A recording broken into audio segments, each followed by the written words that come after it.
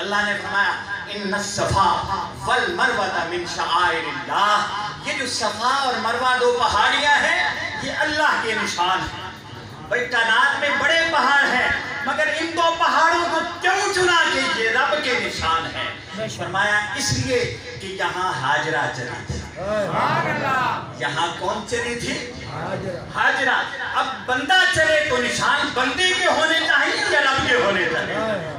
ذرا بتائیے، چل بندہ رہا ہے نشان کس کے ہیں؟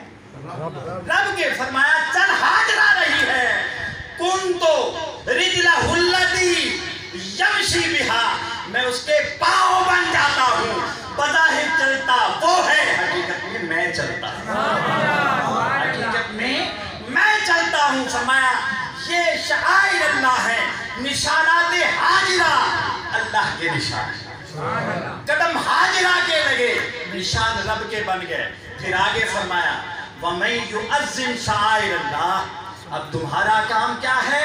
یہ اللہ کے نشان ہیں، اور جس نے ان نشانوں کی تعظیم کی فَإِنَّهَا مِن تَقْوَى الْقُلُوبِ، یہی تو تقویٰ ہے، یہی تو تقویٰ ہے۔ دوستان ذی وقت اس مختصر سے وقت میں یہی کچھ آپ تک بیان کر سکتا تھا۔